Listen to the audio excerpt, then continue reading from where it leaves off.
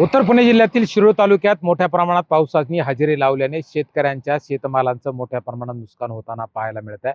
मी सध्या टोमॅटोच्या शेतामध्ये उभा आहे। आपण पाहू शकता की टोमॅटो पीक हे खऱ्या अर्थाने शेतकऱ्यांसाठी नवसंजीवनी आणि आर्थिकदृष्ट्या महत्त्वाचं असणारं हे पीक या पावसानं खरं तर अक्षरशः कोलमडून जाताना पाहायला मिळत आहे। या पिकावरती अक्षरशः रोगाचा प्रादुर्भाव होताना पाहायला मिळत आहे। करपा असेल, मुळकूज असेल, त्याचप्रमाणे मावा यांसारख्या रोगांचा प्रादुर्भाव होताना पाहायला मिळत आहे।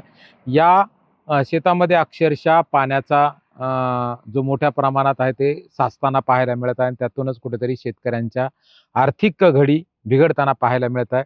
टोमॅटो पिकासाठी शेतमजुरांची मोठ्या प्रमाणात मागणी असते। या टोमॅटो पिकासाठी मोठ्या प्रमाणात मजुरांची आर्थिक नियोजन केलं जातं, परंतु या टोमॅटो पिकाची खरं तर बांधणी झालेली आहे।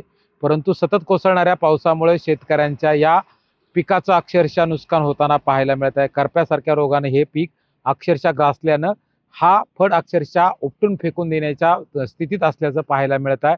या पिकावरती मोठ्या प्रमाणात रोगनाशक अशा रासायनिक खतांचा वापर केला जातो। त्याची आर्थिक घडी बसवणं सुद्धा आता शेतकऱ्यांना कुठेतरी तोट्याचं गणित पाहायला मिळतं आणि त्यामुळे हा जो फळ आहे, तो टोमॅटोचा फळ आहे, तो सोडून देण्याची वेळ शेतकऱ्यांवरती येताना पाहायला मिळत आहे। अमोल दरेकर, जय महाराष्ट्र, शिरूर, पुणे।